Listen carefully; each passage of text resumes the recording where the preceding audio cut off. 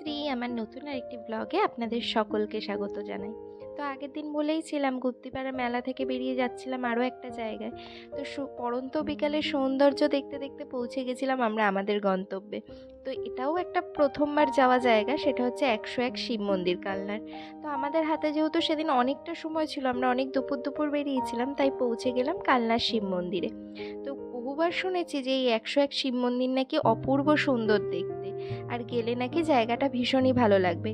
তাই ফ্যামিলির সবাই যখন ছিলাম আর বাড়ির সবাই একসাথে থাকলে একটা আলাদা রকমের যেহেতু আনন্দ হয়, আমরা পৌঁছে গেছিলাম 101 শিব মন্দিরে। ও বাবা, গিয়ে দেখি রাস্তায় অসম্ভব ভিড়, কারণ যেহেতু রথের দিন ছিল প্রচুর লোকই বাইরে বেরিয়েছে ঠাকুর দেখার জন্য।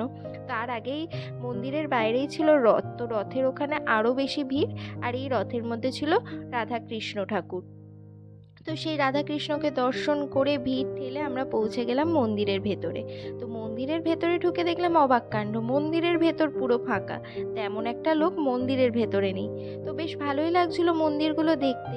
আর আমি ভাবছিলাম মানুষের কত ধৈর্য বলুন, এত বড় জায়গা নিয়ে একটা একটা করে 101খানা মন্দির গড়ে তুলেছে। তাই দেখতে দেখতে দেখি প্রত্যেকটা মন্দিরের ভেতরেই একটা করে শিবলিঙ্গ, আর খুবই ফাঁকা জায়গা। এত সুন্দর জায়গা ছিল, এই পড়ন্ত বিকেলে ঘুরতে ভীষণই ভালো লাগছিল। যেহেতু পুরোপুরি সূর্যটা ডুবে গিয়ে যে বিকালের আভাটা চলে গেছে তা নয়, হালকা হালকা আলোও ছিল। আর আমরা পরিবারের সবাই মিলে ঘুরে বেড়াচ্ছিলাম আর প্রচুর ছবি তুলছিলাম, আনন্দ করছিলাম।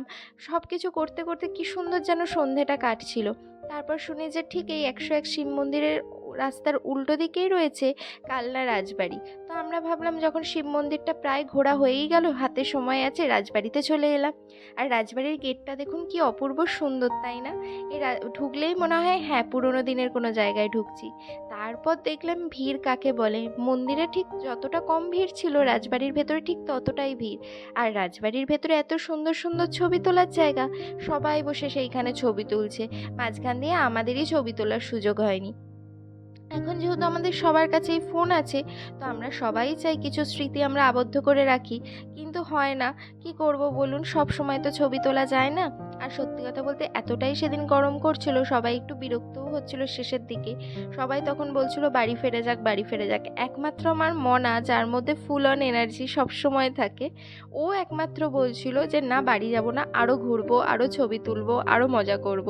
আর সেদিন যেহেতু সকাল থেকে আমার একটু রান্না বান্নার চাপ গেছিলো, সকালে পুজো করেছিলাম বলে, আমার তো মনে হচ্ছিলো আমি কতক্ষণে বাড়ি যাব আর কতক্ষণে ফুচকা খাবো, কারণ আমাকে সেই মেলা থেকে লোভ দেখিয়ে দেখিয়ে নিয়ে আসা হয়েছে যে ওখানে নিয়ে গিয়ে ফুচকা খাওয়ানো হবে।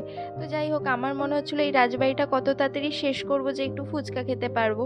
তো সেই রাজবাড়ির ভেতরেই একটা মন্দির ছিল, রাধাকৃষ্ণের মন্দির, যে মন্দিরের ঠাকুরকে নিয়ে যাওয়া হয়েছে রথে করে। এইবার আমরা সেই মন্দিরেই যাচ্ছি। তো গিয়ে দেখলাম রাধাকৃষ্ণের সিংহাসনটা ফাঁকা, আর গিয়ে জানতে পারলাম রথ থেকে কাঁধে করে রাধাকৃষ্ণকে নামিয়ে দোলনায় করে তাকে, সরি দোলনায় করে না, পালকিতে করে তাকে নিয়ে আসা হবে হচ্ছে এই মন্দিরে।